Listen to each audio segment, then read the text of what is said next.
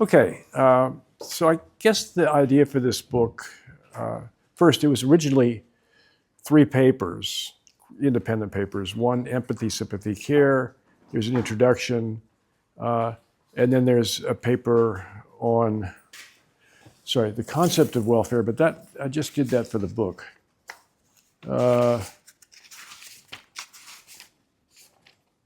Oh, yeah, and then there was something on, I had a paper called Self-Interest and Self-Concern that was trying to get clear about the concept of welfare or well-being, and I want to talk a little bit about that. But really, the inspiration for the idea, the main idea, that the concept of well-being or welfare, and it doesn't matter what we call these things. Sometimes we talk about a person's good, sometimes we talk about what's in a person's interest.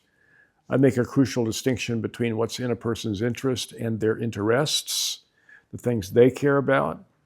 And sort of crucial claim of the book is that to understand the idea of a person's good or welfare or well-being, we have to understand it in relation to care for that person for their sake. And Elizabeth Anderson, who I was a colleague with for many years, her first book was called Value in Ethics and Economics. It's a very important book. And among other things, she argues for the irreducibly plural character of value. Not just that there are many different things that are intrinsically valuable, but there are many different kinds of values. Things like there's the concept of the desirable, what there's reason to desire. There's the concept of the estimable or estimable, what there's reason to esteem. There's a concept of dignity in the Kantian sense of, as Rawls puts it, what makes a person a self-originating source of valid claims, or in my lingo, second personal authority. These are all normative concepts, and you can think of them as all kinds of value. Sometimes the idea of dignity is called an inviolable value. But they're fundamentally different kinds of values, and they're tied to different attitudes. And so the question I had was, well, what attitude is the concept of well-being or welfare tied to? So Liz, I was talking to Liz about her manuscript, and I saw this arresting claim. I said, she says, look, we desire someone's well-being because we care about them. Well, I thought that desiring somebody's well-being was the same thing as caring for them. And she says, no, that's not true. And you can see that's true very quickly, because you can say, well, why do you desire my well-being? Because I care for you. That would be a tautology if desiring someone's well-being was the same thing as caring for them. So, and then I realized there's this difference between caring for someone and caring about them for their sake. That's really, truly caring for them. The point is that the object of the attitude of care is the other person, or it doesn't have to be a person. It can be our pet dog, Coco, or, the trees, the environment. It could be the university, okay? And then my idea was that this concept of well-being is tied to care in this way. And then so another way of getting at this question is to look at the question, is welfare a normative concept? Now, what do we mean by normative concepts? Philosophers used to ask the question, what do we mean by ethical concepts? And if you look at, let's say David Hume's The Treatise of Human Nature, the famous is-ought passage. He says, I'm reading these treatises on ethics, and all of it, there are all these sentences that are copulated with is, and all of a sudden, out of nowhere, comes a conclusion copulated with an ought. And how do we get from the is to the ought? Okay, well, the ought claim is a normative claim. So normative is just a term that's used these days. In the old days, they would have used ethical. Until Alan Gilbert wrote Wise Choices, Apt Feelings, and pointed out there are lots of things that are normative that aren't ethical, like claims in normative epistemology, what we ought to believe, or in aesthetics, what we ought to prize aesthetically. Okay, so I have a paper on this called Normativity in Contemporary and the History of Ethics. It's just come out actually in Philosophy, the journal Philosophy.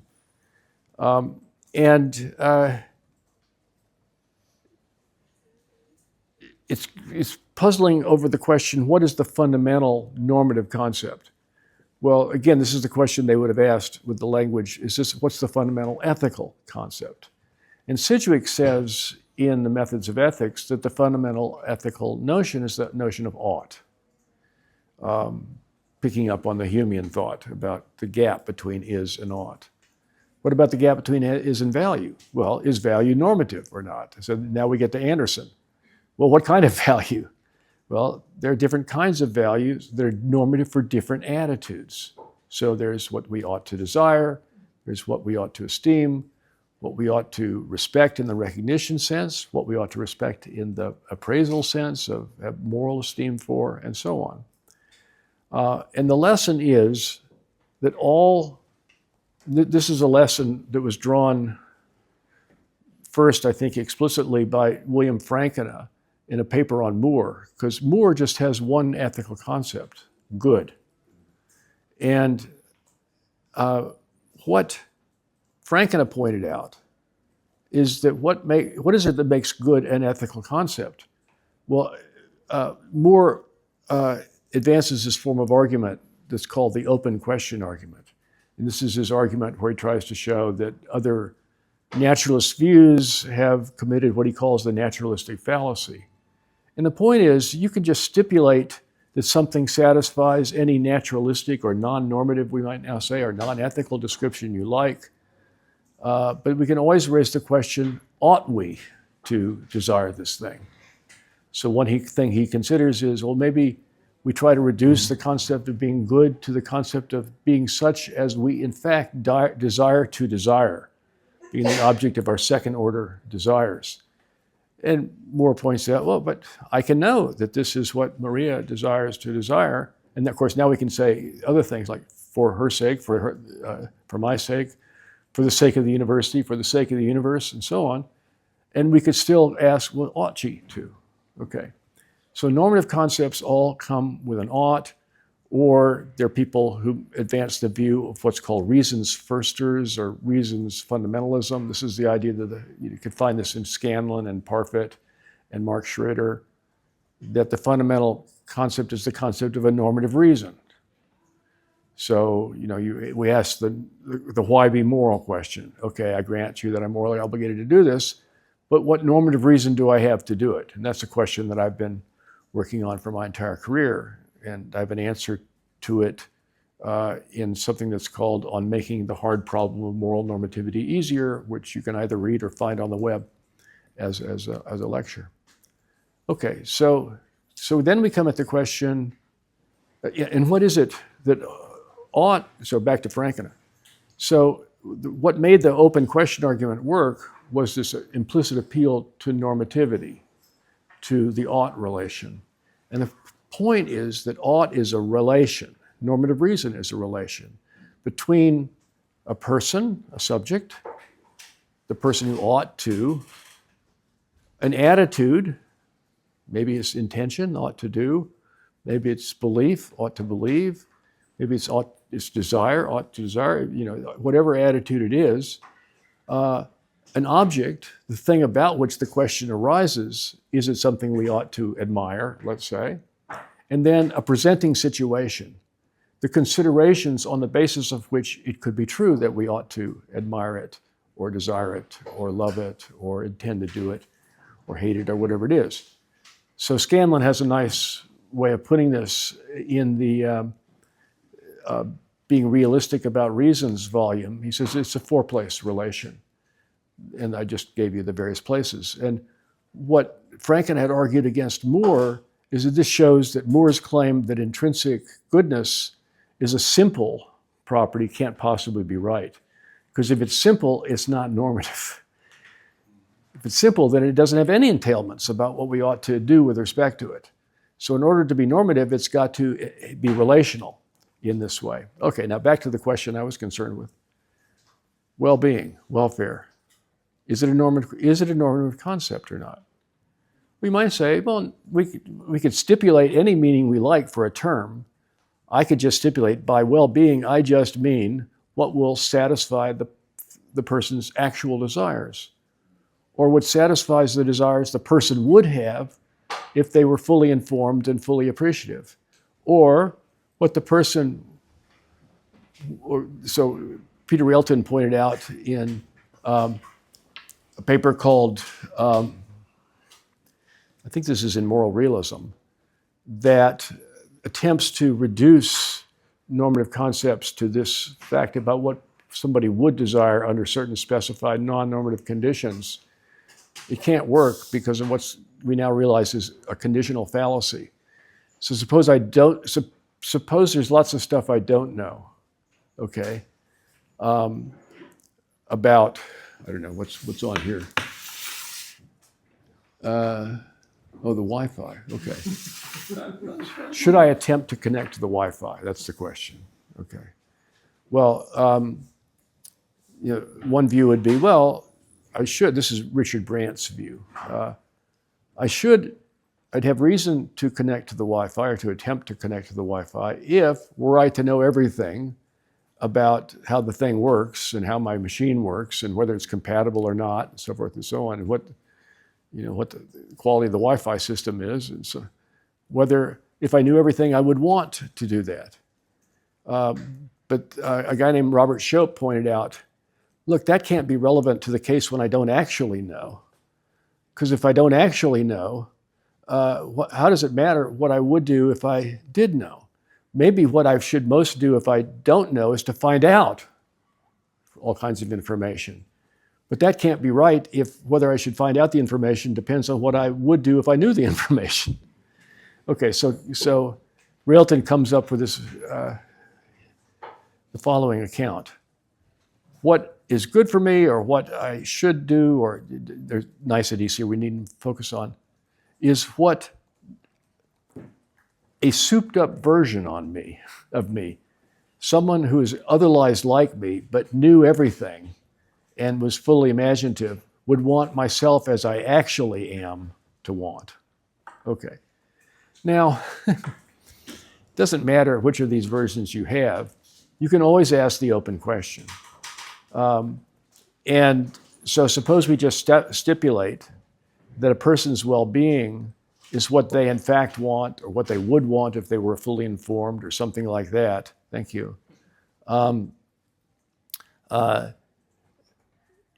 Either we can do that, but if we do that, then well-being will not be a normative concept, because we can always ask the open question, well, should I want it? Even, just stipulate, I would want it if I were fully informed, if my fully informed version of me would want myself as I actually am to do it. Still, ought I to do that, or ought I to want that? Okay, so if you're happy with well-being not being a normative concept, fine. But I think most of us think it is a normative concept. We think something normative follows from the fact that this would be, say, for Maria's good, okay?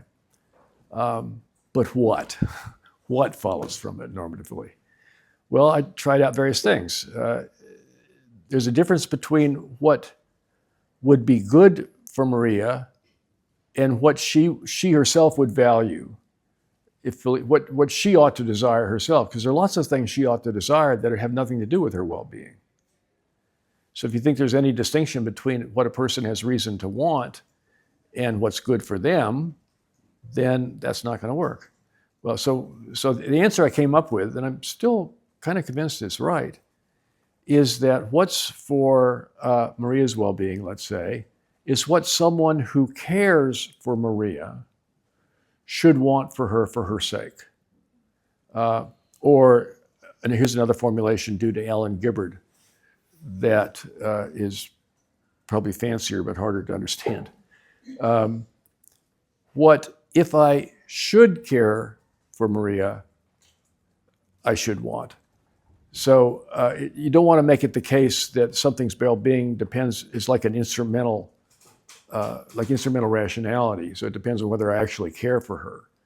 No, there's always something that's in the background. And I think this is just we always assume this when we do care for someone. When we do care for someone, we see them as worth caring for, as, worthy of care, someone who has that kind of intrinsic value. Okay, so that's what sort of set me off to the races. And what there is in the book is first, I sort of lay out that meta-ethical theory. That's the meta-ethics of well-being or welfare. I then need to say something about what is it to care for someone. Now, I've tried to convince you that caring for someone isn't the same thing as desiring their well-being. Let me try to show that to you with a thought experiment. John Stuart Mill in Utilitarianism, he's considering the question of whether if I desire pleasure or someone's pleasure, or even just pleasure for myself, does that mean I can't care for other things for their sake, like virtue, for example? He says, oh, the utilitarian says nothing like that, says quite the contrary. And so that's where Mill has where he says things that sound like Aristotle, that happiness has various ingredients or parts, which are not just means to happiness, they're part of what happiness consists in, okay? Then he gives this very simple-minded example of how you can start off with an instrumental desire for something that ends up with an intrinsic desire. The example's money. Nobody would want money initially for anything other than the effects, what it permits you to do, what you're enabled to do as means. It's a resource. But there's this phenomenon in psychology called stimulus or misgeneralization. So you start wanting money, not for its own sake, but for something else. And then after a while, by an association of ideas of the kind that Hume describes, you end up with a desire for money for its own sake. And so you become a miser. You want just to have money, even if you're not going to do anything with the money. No, it's a score. Trump was famous about this. He would sue people who thought he had less money than not that he thought he knew he didn't have it, but there's a famous recording of a phone conversation between Trump and someone from the Wall Street Journal. And Trump's trying to convince him that he deserves to be on the top 10 richest, American richest, I think they say men, for that year. And, Trump lost a suit this 2 years ago, I guess, because he was overvaluing his real estate for purposes of getting various loans and so on. Okay, so there's this phenomenon of stimulus overgeneralization. And so I start off with a desire not for money for its own sake, a desire for what money can buy, even if it's just the admiration of people who think I'm great because I have money. And then I end up wanting money for its own sake. So that's a palpable psychological phenomenon. And I then said, well, look, this same thing can happen with respect to caring or to a desire for someone's well-being. So imagine someone who has an abusive parent and wants to keep them happy, only so that they can be happy themselves.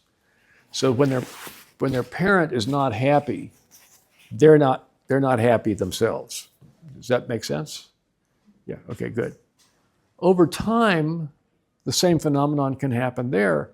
So they end up with an intrinsic desire that their parent be happy. Does that mean they care for their parent? No, that's just a completely different phenomenon. So that's a way of convincing yourself of Liz Anderson's point that desiring someone's well-being is different from caring for them. And again, another way you can see that is that you can explain why you want someone's well-being by citing the fact that you care for them. Okay, so that's how I got to the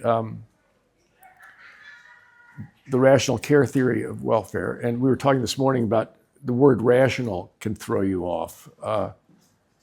philosophers these days are more careful about distinguishing between something they call rationality in the kind of coherence sense and reason's responsiveness in the sense that, so here's an example I was talking about this morning. This is in Impartial Reason, my first book. Suppose, as a matter of fact, I want to kill someone in the grisliest possible way. And suppose that it's just a fact that the grisliest possible way of killing someone is to use a cleaver. That's a kind of, butcher knife that a butcher uses to cut through bones and things like that. Okay. So here's a little reasoning in instrumental rationality.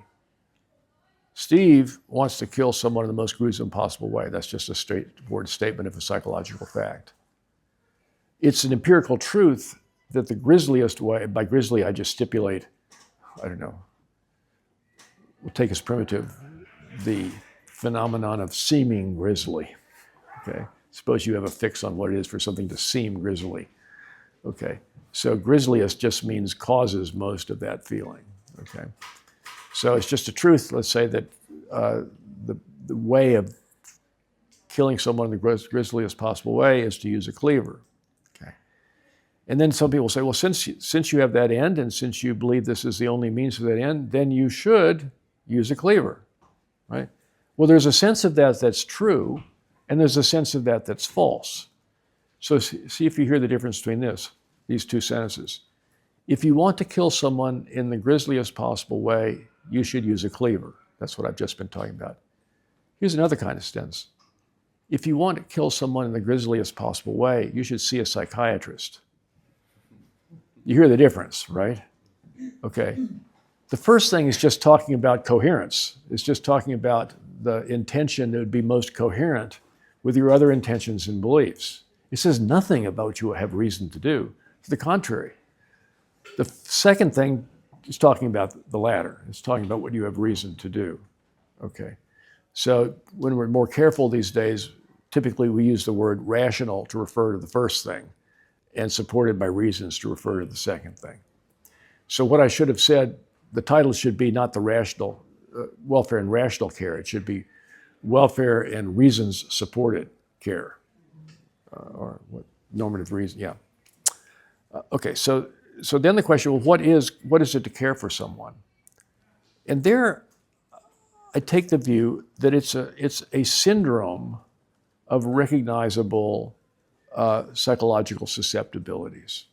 So yes, desiring someone's well-being is one of them, but there are many that are part of caring for someone that are utterly disconnected from just desiring their well-being. Grief when they die, fear on their behalf. All these have to do with desiring something for that person for their sake.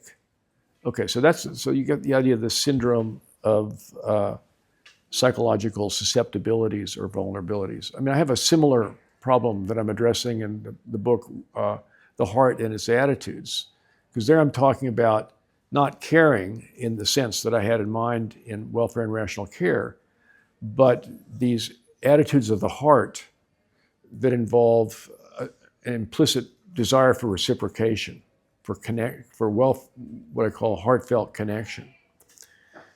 Well, what is the heart? What are you talking about? People say, well, I don't mean the organ, right? Though, we do go for our heart when we're heart struck, when I'm sad, I'll reach for that organ.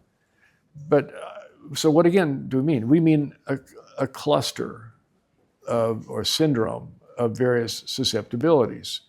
A lot of these are similar and the same as those that are involved in caring, but there's some others that are quite different. So hurt feelings, for example, is a matter of the heart, but it's not a matter of caring.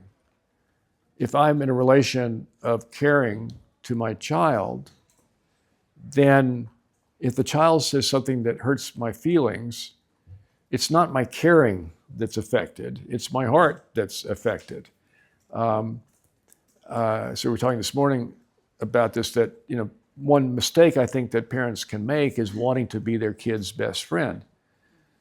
Their job as parent is to desire the well-being, is to care for their kid. And maybe being friends with your kid is a good thing for the kid, but maybe it's not. And the point is that insofar as you care for them, you're only interested in the question of what's good for them. You're not trying to protect your feelings, you're trying to protect their feelings. Okay. So the answer to the question, what is care, is this question. It's what Hilary Putnam used to call a law cluster concept. There are many concepts in scientific theories that are cluster concepts. Well, this is a cluster concept, and the relevant cluster is a cluster of psychological vulnerabilities, feelings, and the like. In the last part of the book is taking a stab at a normative question, which is the question, what is good for people? What does advance their well-being? And there I'm making the claim that among the things that are most important to our well-being is being in appreciative engagement, enjoyment with things that have a kind of intrinsic value quite independently of our appreciating them. So here's an example. I'm a big fan of Rothko, Mark Rothko, the American painter, abstract painter. And when I see his paintings, I have a feeling of profundity. I'm moved. What is it to be moved? To be moved is not to be tickled. To be moved is to be feeling as if you're in connection with something profound. Profundity is a kind of value. It's a kind of intrinsic value.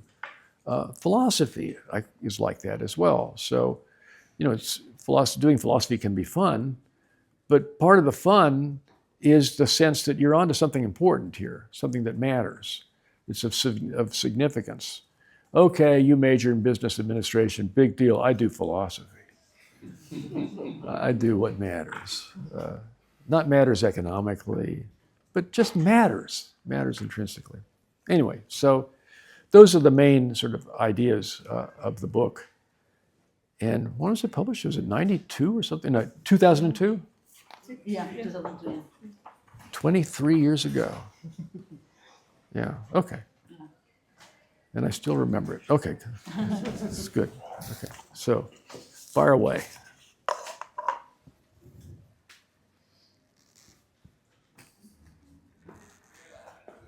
Yeah, I'd be most interested in your questions, objections, questions of clarification, questions like, could you have possibly meant that in the sense you said it? And if so, why? Yeah. I have a question. It's a follow-up from the questions in the morning. Yeah. It's related to the fourth chapter of the book. Yeah. In which you said, well, I'm going to repeat for the ones that weren't there, like that the welfare of a person increases and their life is made better for them if they have a commitment and appreciation of values which value transcends the capacity of benefiting of the agent. Yeah. So my question, do you think it's a correct next step to say that virtue also plays a role in that? Like the virtuous engagement in these activities, not just participating in the activities, Good. but the way you participate in these activities. Yeah. And Good. Right. Iris Murdoch has a version of this idea. And Shaftesbury, Anthony Ashley Cooper, the third Earl of Shaftesbury in the 18th century, had a version of the same idea. And that is, I'll put it in Shaftesbury's terms first. The appreciation of beauty beautifies the appreciator. The way Murdoch puts it is that the perception of goodness is not independent of the virtue of the person perceiving it or appreciating it. So there's a kind of perfection, there's a kind of dual perfection that goes on, or perfecting that goes on. As I get better and better at appreciating good things, value or beauty, then I'm perfecting myself as well. So I think, yeah, I think that's a good thing to bring out explicitly. Yeah. Thanks for that. Yeah.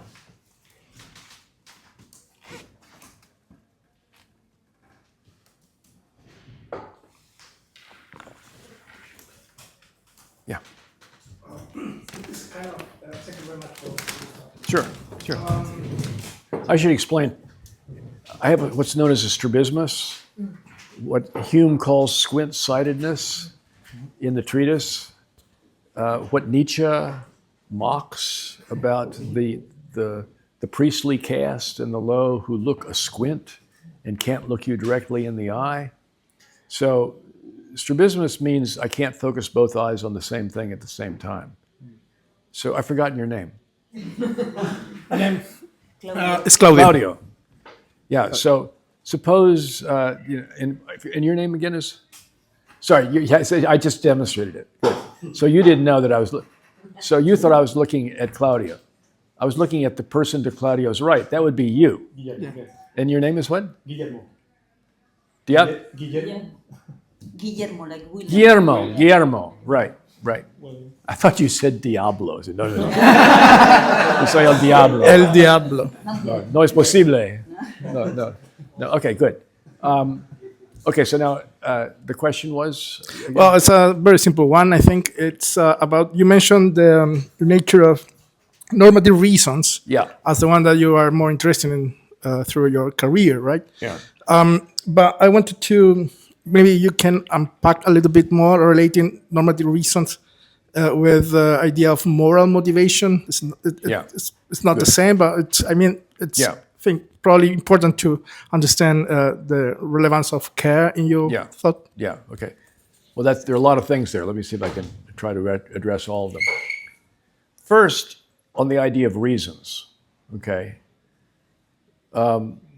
So when we talk about a reason for something or a reason for action, there are three different things we can mean. We can mean something that's purely explanatory, like, why did that person do that thing? Okay. And then there's one that's purely normative or justificatory. Is there a reason for them to have done it? Okay, that's a different kind of, that's a normative reason, what we used to call justifying reasons. Okay. Then there's this interesting mixed case.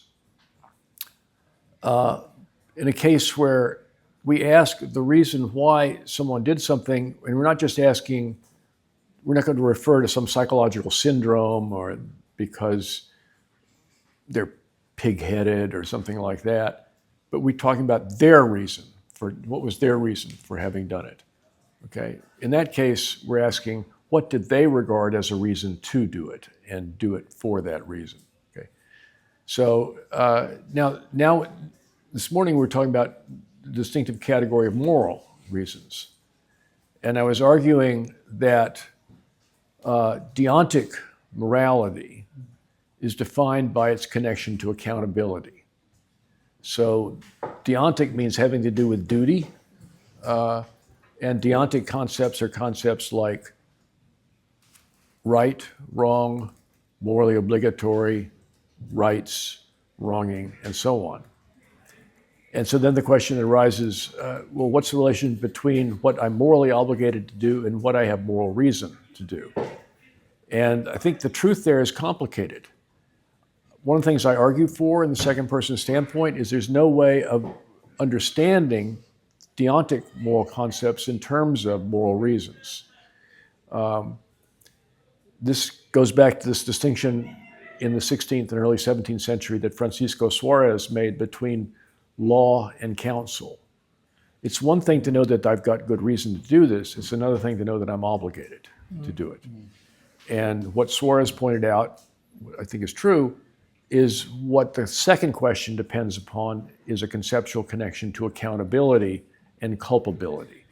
So what I'm morally obligated to do is, by definition, or it's just a conceptual truth, that it's something that it would be culpable for me to fail to do, were I to fail to do it without excuse. Okay. So I claim that you can't understand moral obligation in terms of moral reasons, and then the other challenge I issue is, well, so when people try to do this, what do they mean by a moral reason?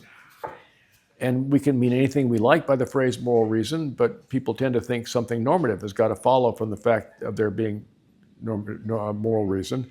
And so I argue that there actually isn't a way of moral reasons being normative unless they're conceptually connected to accountability.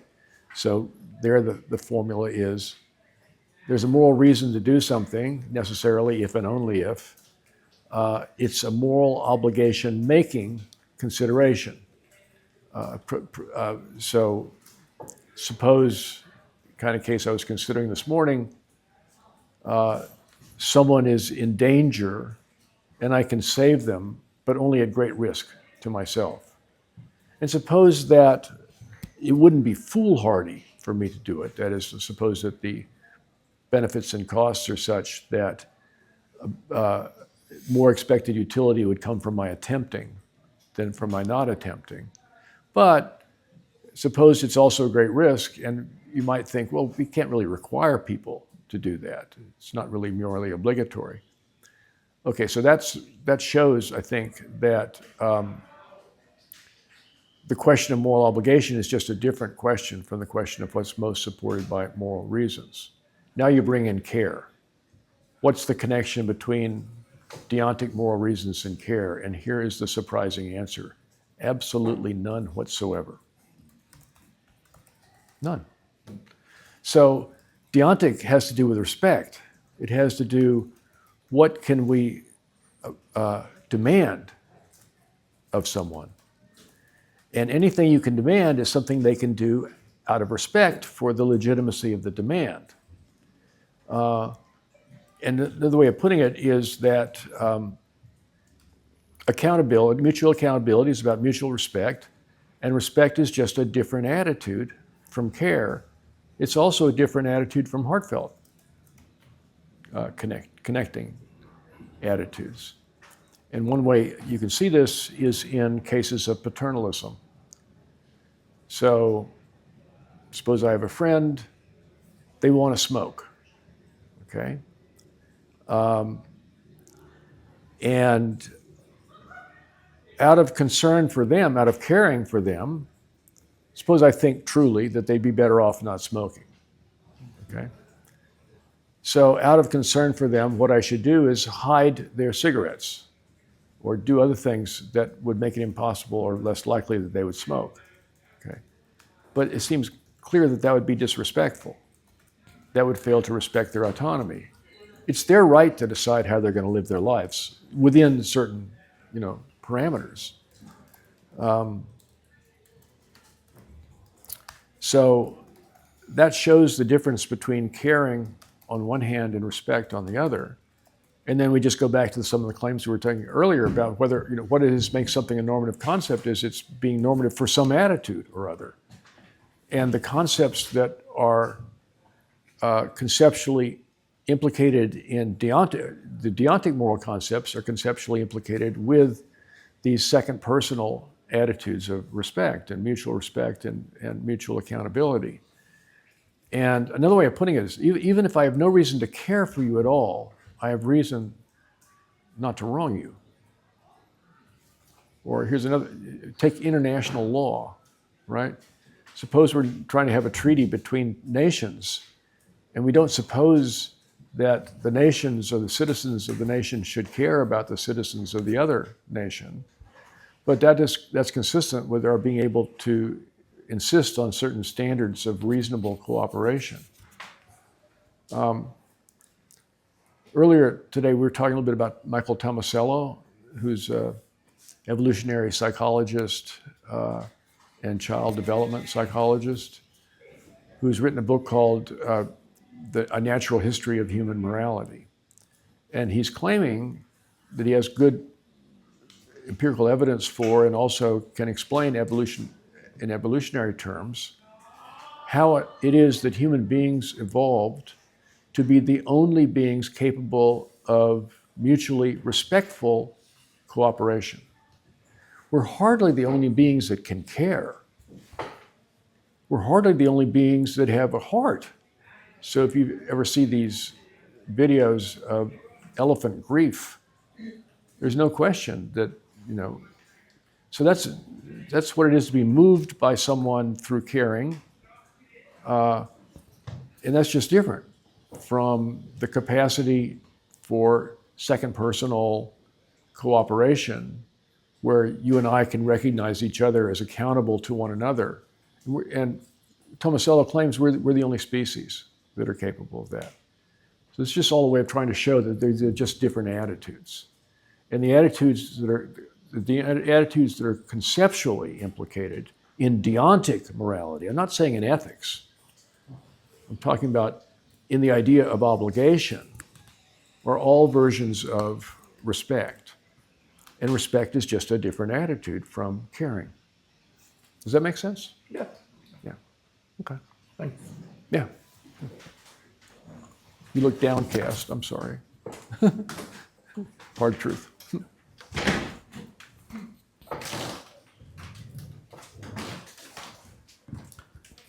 Could I ask about how you understand the well-being of a person again? Is it that the well-being of a person is what I would want for them in case what I should want for them in case I Should care for them. in case I should care for them in Yeah. the Gibbard Yeah. formulation? That's right. Yeah. Right. So I have a couple of questions about that. Yeah. Is it what I should want for the person, and if I should care for them, and So should only care for them? Yeah. So here's what it's a complicated thing that I'm trying to do here. I don't think it follows from the fact that something is for your well-being that I should help you get it. Don't help them. I do think I should, because I care for you. And also because I think I should care for you, okay? But it doesn't follow simply from the fact that this would benefit you, that I have reason to provide it. And here's a more arresting thing. It doesn't follow from the fact that this would benefit me, that I have reason to go for it.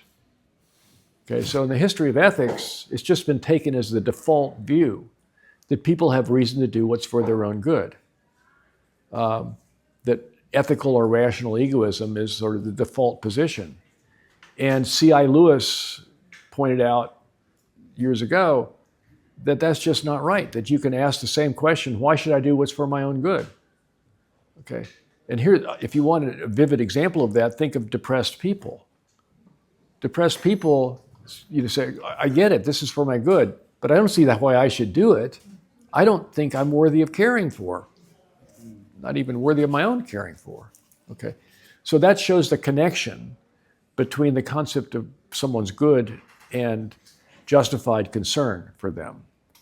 So it's not just that the fact that this would benefit me or that it would benefit you by itself entails that I or anybody should provide it. It's that the more fundamental thing is that we are beings who are worthy of one another's care. Okay, we're precious beings, if you like. And that gives us a kind of intrinsic value that's different from the kind of intrinsic value of dignity that's connected to respect in deontic morality. I have a paper that I've been reading around called Two Kinds of Intrinsic Human Value. Well, the more familiar kind is what Kant calls dignity. That is, that we're all entitled to respect. But there's also the idea of being worthy of care or being worthy of love, either in the sense I'm talking about in welfare and rational care from a third person standpoint, or in the sense I'm talking about in the heart and its attitudes of love, not as a third personal thing, but as a second personal thing where I'm seeking reciprocation and connection to the other, okay? And so Kant famously had this idea of the kingdom of ends. That's a hypothetical, presupposed community of beings who are ends in themselves as being entitled to respect. Martin Luther King Jr. had this idea of the beloved community. That does the analogous work with respect to love.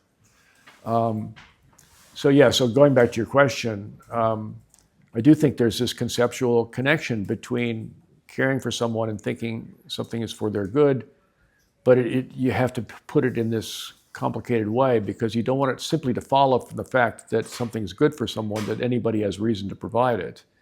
It's only they have reason to do it on the normative assumption that there's reason to care for that person. Yeah. But so just to understand Yeah. so your welfare, Yeah. that is what I should want for you if I should care for you. Exactly. But I should care for you, by the way. I mean, you should care for me in both. Yeah. is it if I should care for you and only for you? Well, no, not just only for you. I mean, also you care for a lot of other people too. Okay, then I think there's a problem. Okay.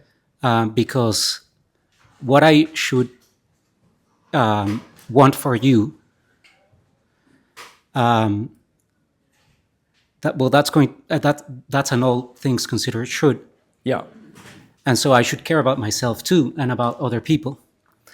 So let's assume that the antecedent is So maybe it's not all things considered. In other words, it's just that I have reason to. Suppose I think I should care for everybody. yeah, Everybody is worthy of care. yeah, Okay. That's before I consider practical questions on the ground about the psychological impossibility of expressing my concern to everyone in exactly the same way. And it's also independently of the fact that there's some kinds of relationship. We don't want the same kind of relationship with everyone. So we want to be closer to some than to others. So I think I see where you're going. Yeah, it's in a certain sense, it's not impossible at all to care for everyone.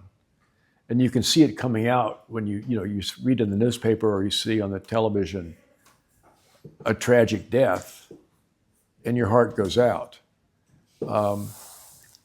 But that's at that moment and you see, well, that could be with anyone. There's nothing special about that person. It is about that person as an individual.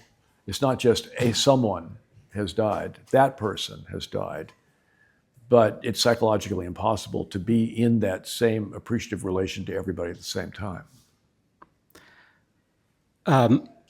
my worry isn't about being in that relation with respect to everybody, but suppose there's just two people, you and me. Yeah. And so if we understand what your well-being is, as that which I should want for you in case I should care for you, and suppose we take the antecedent as given, so I do care for you. I should care. I should care for you. Yeah. So the question is, what should I want for you? Because that's going to be your welfare. Because we've taken as given that I should care for you. So what should I want for you? Oh. Now, what should I want for you is going to depend not only on, well, I mean, as we would say, your welfare. It's also going to depend on my welfare. Okay. So there could be cases. There could be cases where there's a conflict of interest between you and me. Yeah.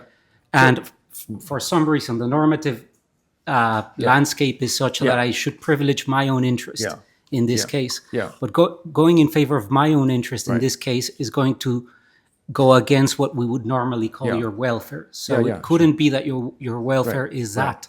So what I say is what I should want for you for your sake. For your sake. For your sake.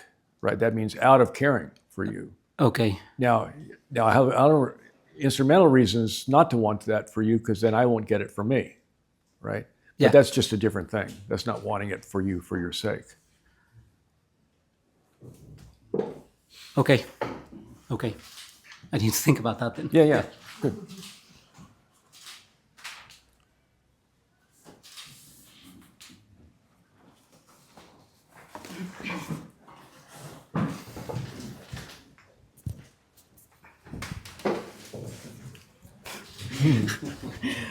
Okay, about this care and respect thing. Yeah. And Yeah. I understand that there are different attitudes, but they are not incompatible. No. In the sense that I don't I hope know. not. I respect my friend who's smoking, even if I know that smoking to smoke is wrong. It's bad for his lungs and stuff. But I respect him because I want him to be a full agent because I care for him. So in a sense, I care for him, and therefore I respect him. Okay. So you can simultaneously want someone to exercise their agency autonomously, okay? And you can want that out of caring for them. And therefore you can think that it's good for them, okay? But at the same time, you can think that whether or not you think it's good for them or not, you're morally required to respect their autonomy. And that's the difference. So you can't get the respect out of the caring, and you can't get the caring out of the respect. Okay, I understand. They're just both sui generis attitudes. There's no way so you get me, to respect you, let's say, but there's no way you can develop out of respect for you, caring for you. Ditto, the other way around. You care for me, but that's not the same thing as respect. So these are sui generis attitudes. They're not incompatible by any means, but there's no way to build one out of the other. I see. So for caring and respecting at the same time, I should be somehow apprehending or perceiving both kinds of values. Yeah, that's right. Okay. And you'll be torn. You'll think, well, from the perspective of this value, I should want to do this. From the perspective of this other value, I should want this other thing. But the thing is that dignity always trumps. And here's why. So if I'm required to respect you, morally required to respect you, then it's morally obligatory for me to respect you, even though I'll be doing something that I think is against your good. Okay? Okay, now, why should I give precedence to respect over care?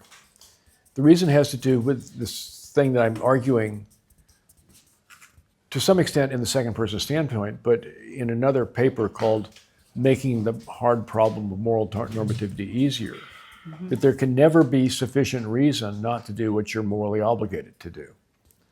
So if we agree that, let's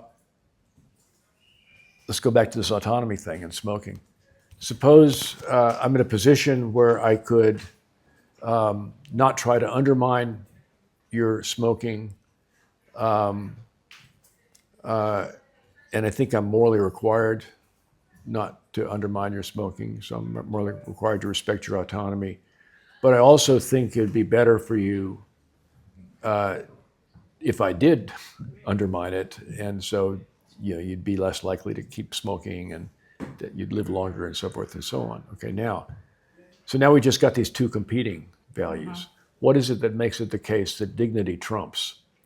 And it has to do with this conceptual connection between moral obligation and culpability. So if I'm morally obligated not to undermine your smoking, then it would be blameworthy of me to do it were I to try to do it without excuse. Okay, so that's just a conceptual connection. That's like John Stuart Mill in Utilitarianism says, we don't call anything wrong unless we mean to imply that the person should be punished, if not by law, by social opinion, if not by social opinion, and here's the crucial thing, by the deliverances of their conscience. So that we think they would fittingly feel guilt, okay?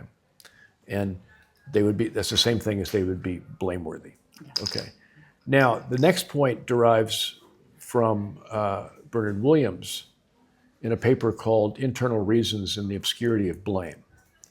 Williams points out that it would be incoherent to blame someone while accepting that they had sufficient reason for doing that what you're blaming them for doing. So part of what it is to blame someone is to think they shouldn't have done it. And if there were reasons for them to have done it, that would amount to a justification. But if something's justified, it can't be morally wrong or morally obligatory. So when we blame someone, we do so on the presupposition that they didn't have sufficient reason for doing what you're doing. So it just follows that if something is morally obligatory, then it's worthy of blame, lacking excuse. But it's worthy of blame, then it's not consistent with the justification for their having so acted. So it just follows from the fact that, going back to the case of smoking and the autonomy, once I've accepted that it would be wrong for me to undermine your autonomy and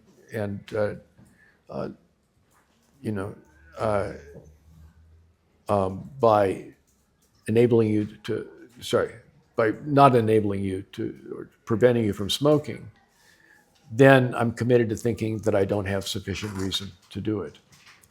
So respect and care both matter, but respect is connected to what we necessarily have most reason to do, because moral obligations are, as a conceptual matter, overriding. Mm-hmm. Yeah.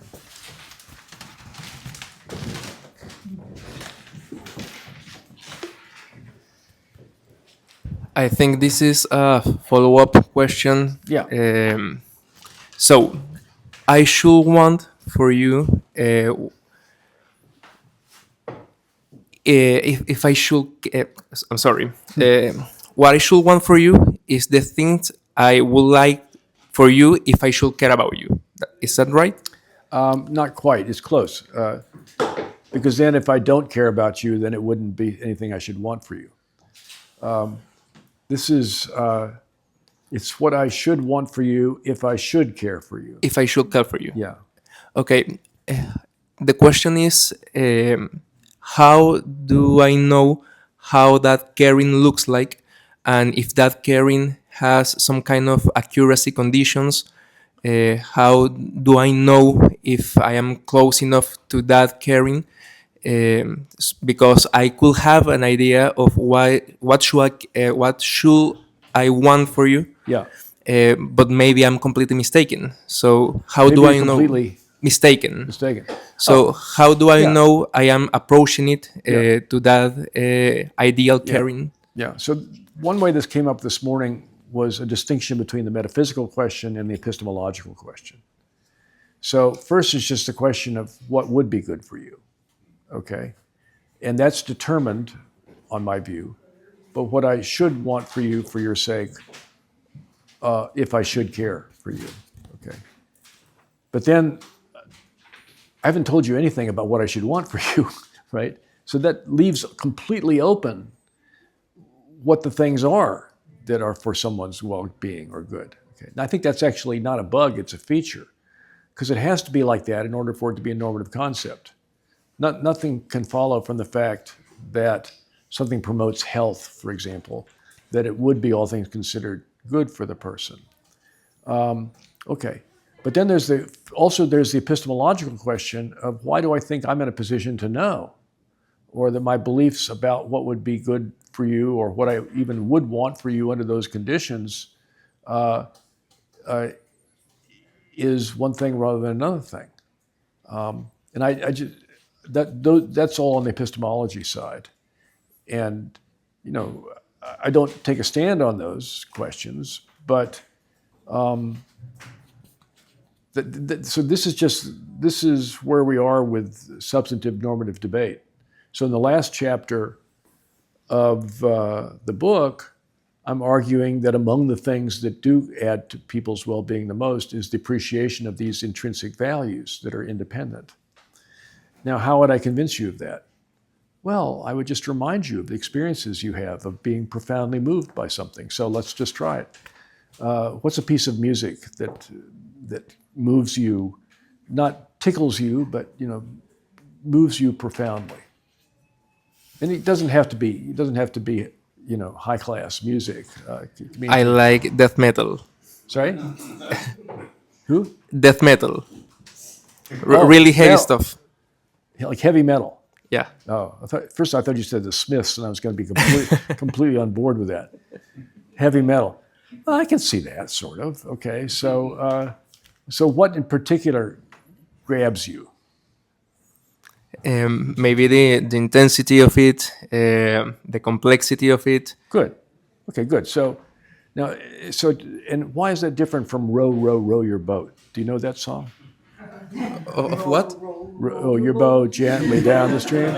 Merrily, merrily, merrily, merrily, life is but a dream. Row, row, row your boat gently down the stream. And you're going, okay, so I think even there, so now we're in the territory of John Stuart Mill on quality pleasures as opposed to quantity of pleasure. So I'm prepared to admit that heavy metal requires a certain development of taste. It's not to my taste, but I mean, so Led Zeppelin maybe. Okay. I do like the Led Zeppelin. Yeah. Okay. Good. Okay. But here's an example. Something. So I was really into rock music in the '60s and the early '70s, and I thought my generation, that was really good stuff. What are called the oldies today, right? Okay. I didn't listen to music from the '80s. I had no idea who the Smiths were, or even David Bowie. I thought Bowie was, anyway. For the last 3 years, I've been listening to something on Sirius XM radio. Do you have that here? No. There's something called Underground Garage. No, not that. Sorry, it's not that. It's a different one. But anyways, it's a channel that's devoted to this period of the '80s, and I'm completely into it now. Okay, so now it's just the difference between getting into something and not getting into something. Getting into something is a matter of developing and cultivating taste for something. Okay, so heavy metal can be like that. Okay, so now you've got the idea of so. Suppose there's a question of whether some bit of heavy metal is particularly good or not, okay? And you might have a reasoned disagreement with somebody else who doesn't like heavy metal at all, or you might have a reasoned disagreement with somebody else who also is into heavy metal and has developed tastes on it. Okay, when you have those discussions, you're just presupposing that there's something there to appreciate. Okay, and then the point is, the kind of a value you're appreciating is not its capacity to give you pleasure. Because this kind of pleasure, this is the John Stuart Mill point, this kind of pleasure is of a different kind. It's a kind that involves appreciating the value of the thing you're appreciating. Okay, so now going back to your original question, the question of what I should want for someone on the assumption that I should care for them, well, that conceptual account doesn't say anything about what substitutes those things. So then we have to look to human psychology and the things that, then we have these substantive questions about whether there's any value to heavy metal or not, and why there is, and so on. And you make an outstanding case that there is. And I'm prepared to believe you, even if I don't always hear it myself. Thank you. Yeah, thank you. Yeah, so what I'm saying is that caring for someone in the sense I'm pointing to, so I'm not trying to define it, we all know this. We know it when we're parents, we know it when we're, with respect to our parents, we know it with respect to our friends and so on. So it's, as Dwight Eisenhower once said about art, I may not be able to define it, but I know it when I see it. Okay, so I'm not trying to define caring. I'm taking it as primitive and is connected to this cluster of attitudes that include grief and fear on their behalf and so on. And that has desiring things for that person's sake just built into it. That's just what it is to care for them. Now, there may be various reasons I care for them that are incidental to this being a desire for their sake. So they could be instrumental things, like, no, I really just want their admiration and love, caring. Okay, so that's just incidental because it has nothing to do with my caring for them themselves. Okay, but there is this other question about wanting someone to be a good person, let's say. And you might think, well, insofar as I care for someone, I want them to be a good person. And I just have to say, well, there are two ways in which you could want them to be a good person. You could want them to be a good person for their sake, or you could want them to be a good person, as it were, for the sake of morality, for the sake of the good. You think the good is worthy of appreciation, and everybody should appreciate it. The latter thing is not what I'm talking about. The former is what I'm talking about, but then that's conceptually connected to that person's good. So I think if I think they're going to benefit from it, even if it's an intrinsic benefit, then I'll be analyzing it in the way I have been. Yeah.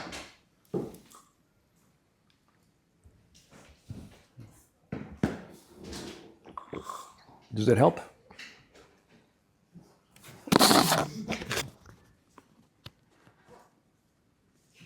I am thinking about it. Yeah, think about it. I'm thinking about it. Yeah, good. But it certainly helps with the kind of worry that I have. Yeah. I'm just now trying to see what the Yeah. yeah.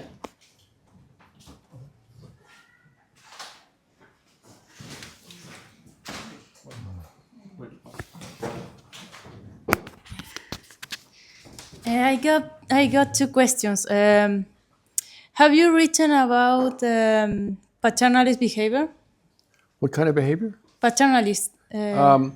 Not a lot, but I use it as a central kind of case to illustrate this difference between respect and care. Yeah, so I take it that paternalism, just by definition, is something we do out of concern for the person themselves, out of caring for them, which nonetheless violates their autonomy in some way, and like in the cigarette case. And then I say, just two fundamentally different attitudes. Caring is one attitude, where it's a particular syndrome of attitudes, and respect is this other. I'm talking about the kind of. I had one of my first papers is called Two Kinds of Respect. This is what I call recognition respect and not appraisal respect. It's the kind of respect that we can demand of everyone, indeed of ourselves. Whereas the other kind of respect is something that we can lose justifiably, depending on how that person exercises their moral agency. But yes, but actually respect of both of those kinds are just different from caring.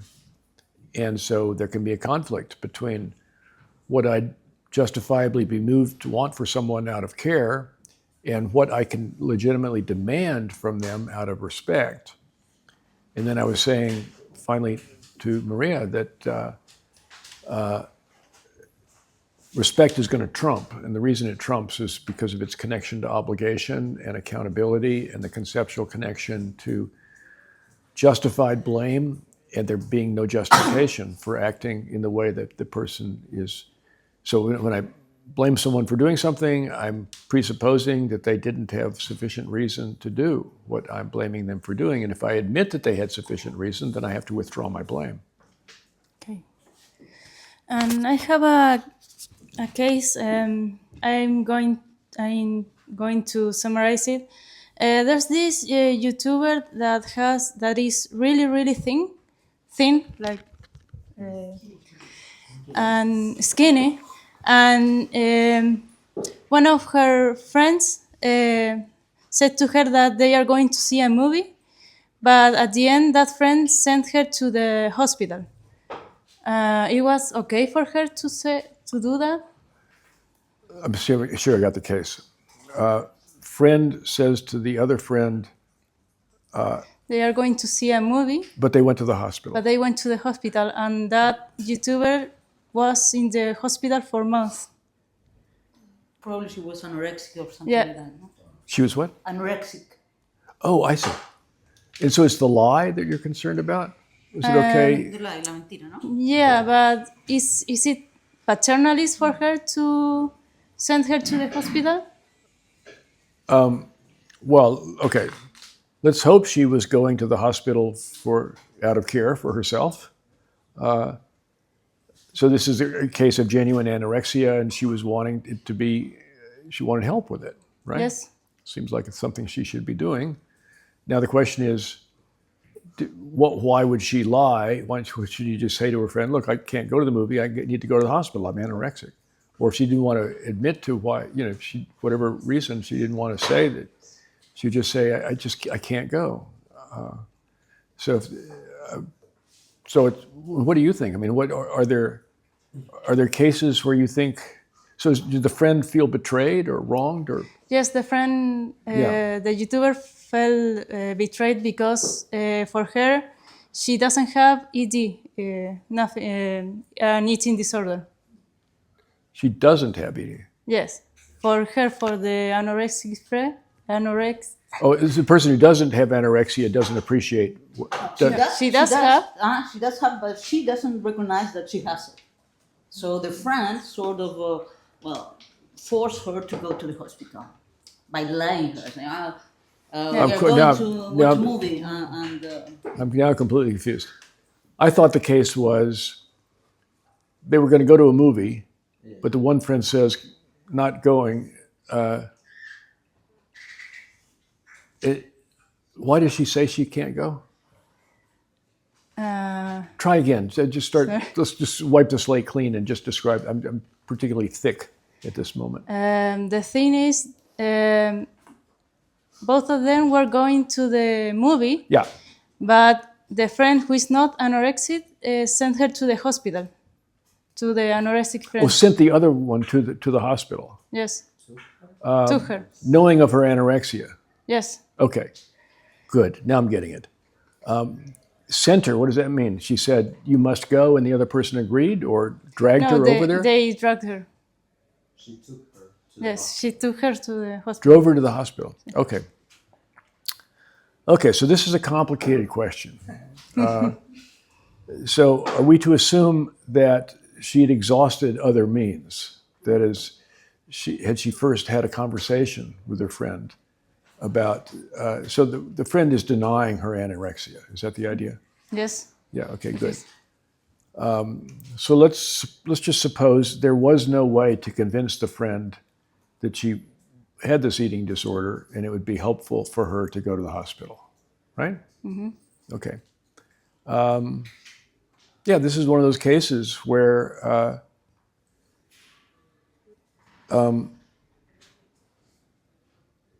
not all paternalism cases are wrong.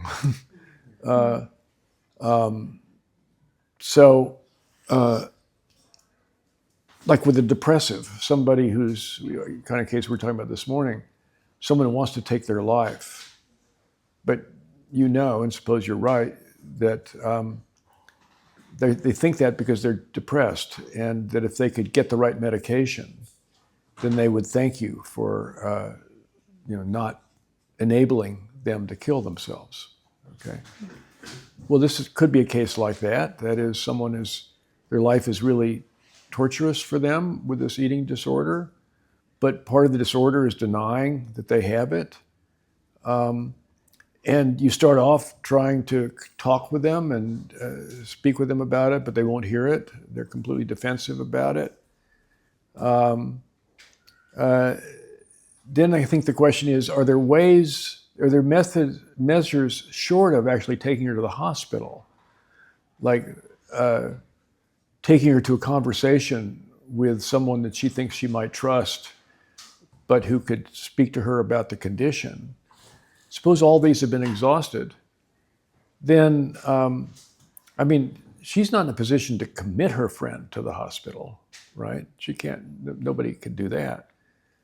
But she's taking her there in the hope that professionals, once they have her, I mean, what do we already to suppose happens? That they drug her, or that they give her some kind of sedative or so on so that she doesn't resist? Yeah, that's not sounding too good. But if she takes the friend there in the hope that their friend will listen to somebody else in a way that the friend wouldn't listen to them about the eating disorders, they say, look, I have some questions for you. Have you lost a lot of weight? Okay. Yeah, I have, yeah. Well, what might be the reason for that? Okay. And so you come around to the point, well, actually, I've been, purging myself. Oh, that's interesting. Tell me more about that. And so you hope that they'll gain the trust of a professional who can talk to them in such a way that they will then say, I think it would be good for you if you could work with us to see if we can make some progress on this together. Okay, that seems good to me. And I'm assuming that you can't sort of force her to go in and lock her up. Or I don't think it'd be good, let's say, to give them a sedative or give them something that makes them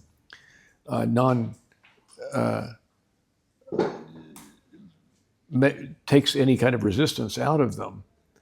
But this is a complicated question. Did you have a case like this? No, it's from a famous YouTuber, Eugenia Cooney. I don't know. Someone knows? It's a YouTuber. It's someone famous. Yeah. Okay, thank you. Life is hard. Yeah.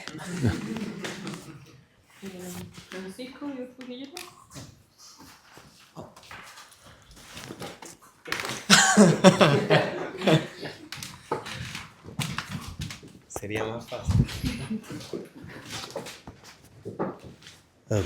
Thank you very much, Stephen.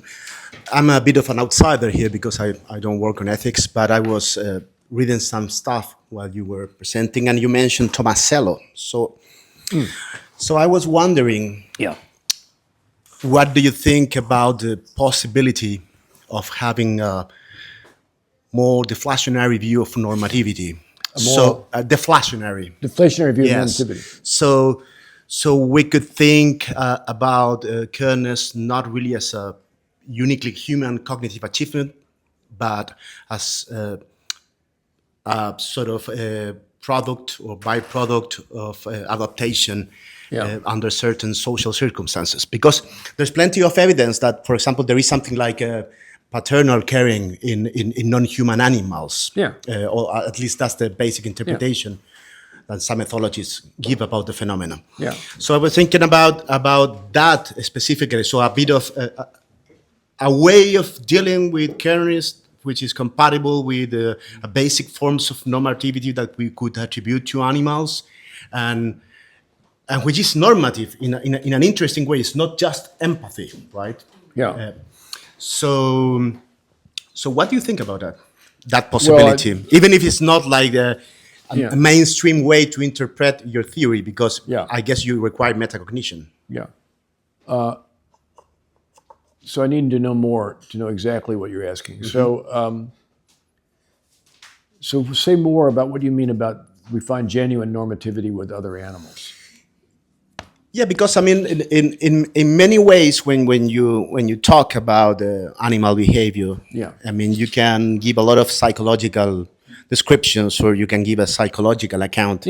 Psychological in the broad sense, starting from the standpoint of someone that attributes mentality to non-human animals, but assuming that they have mentality and that they have empathy in the sense that they can sort of put themselves in the situation of the other. That's without a conceptual framework. That's contested, I think. Yes, I know, but there is a sense of empathy, which is not care yet, in which the animals have, non-human animals have emotional responses to situations, for example, of distress. or of their offsprings or something like Right. that. So there seems to be a reason for thinking about that there's the biological continuity between non-human and human animals, and that careness perhaps is really at the base of that biological continuity. There must be a sort of evolutionary origin of careness that requires, for example, certain sorts of social complexity. Yeah. I was thinking about Okay, that. good. So take the phenomenon you were talking about of sharing distress.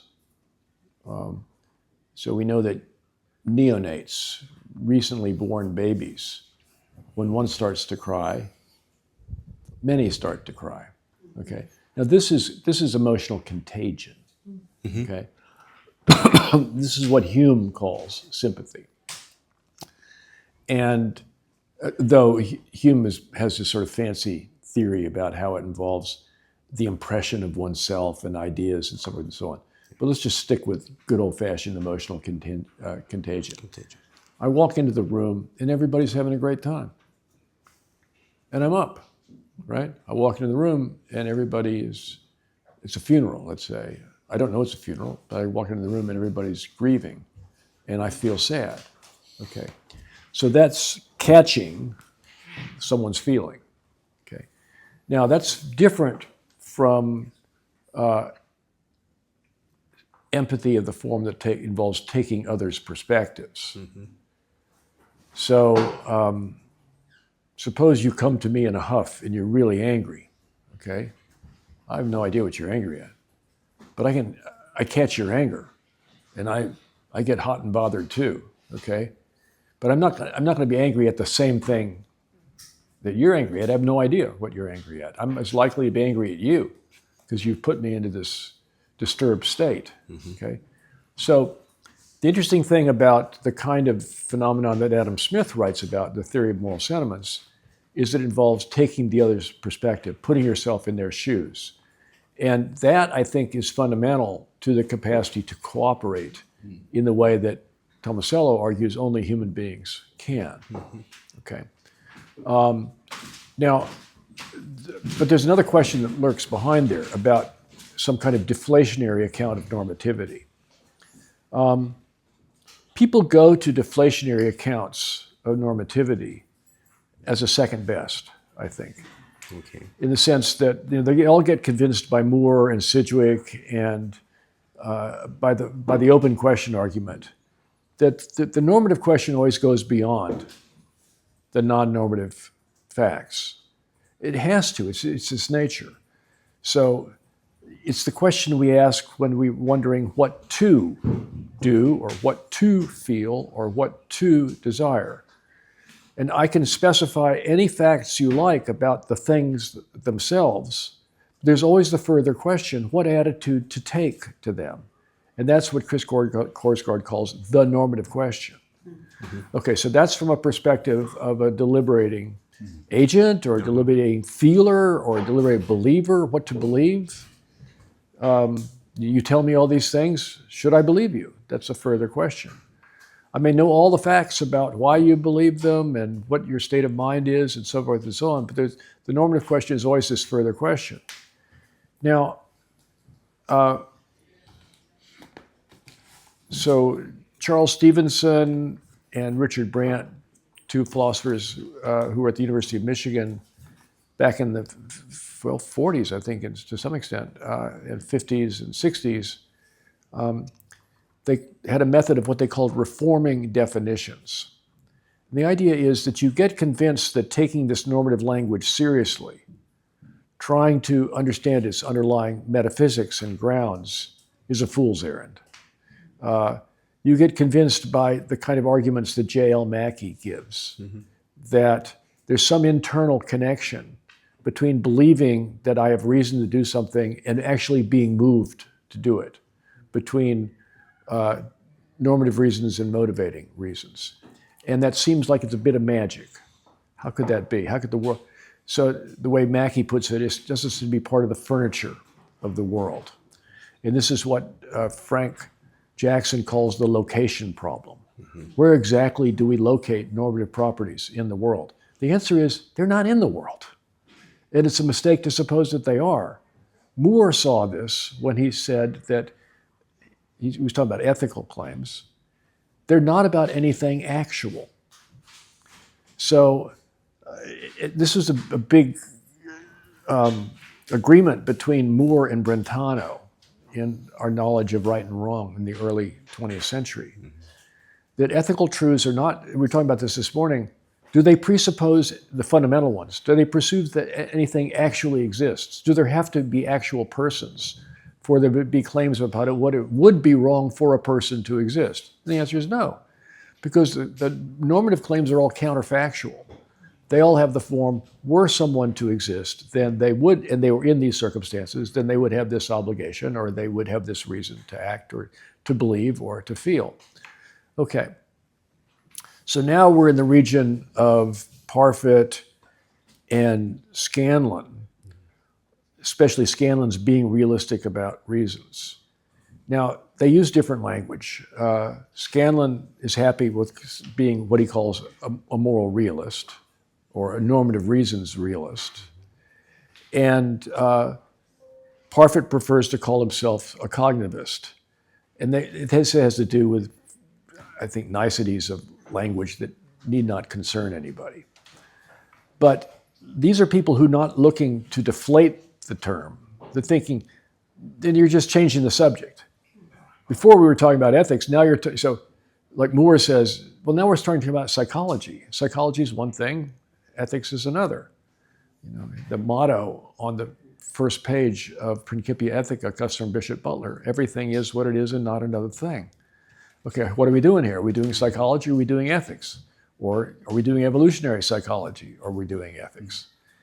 So back on the question that motivated this whole thing, so let's just stipulate, I don't know, let's just stipulate that Tomasello is right about how what he calls second personal morality evolved in our species. Okay, now that doesn't for a moment constitute a philosophical justification of it. And so now there's this other problem that's lurking over the horizon, and that's what Sharon Street calls the Darwinian dilemma, right? So can we believe simultaneously that our moral consciousness was the result of evolution and that it's actually accurate, that it actually puts us in connection with the truth about morality? She thinks that can't be for what she calls a realist view. Now, I'm waiting to write a paper that says it's actually not realist in her terms because it depends on some perspective, the second person standpoint. But the idea is, I think it can state it pretty quickly. Suppose Tomasello is right about how our second personal moral consciousness evolved. That doesn't justify it, of course. But I can justify it on philosophical grounds. I can argue that it's just a conceptual truth, that if something is wrong, a violation of deontic moral obligation, it's something that it would be blameworthy to do without excuse. Okay, so now we're in the framework of the second person standpoint. And then I have an argument in the second person standpoint that the presuppositions of the second person standpoint commit us to the equal second personal authority of all second personally competent beings. Okay, so the way we justify the normative claims is with a philosophical argument like the one I've given. And it's not an accident that we evolved with these concepts. If Tomasello's right, it's because of the obligate collaborative foraging of our our gathering ancestors.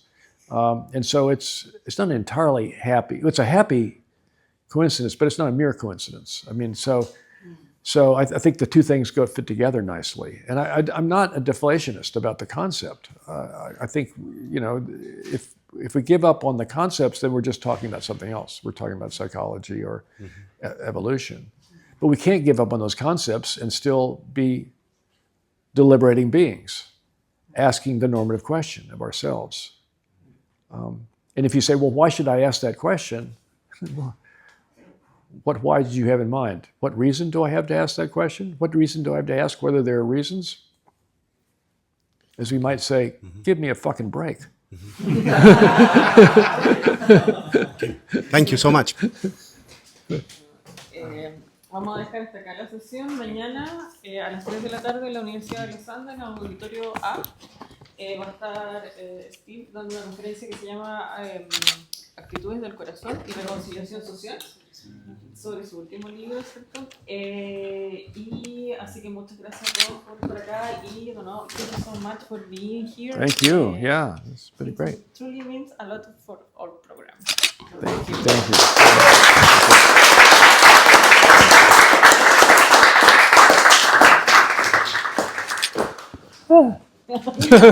you.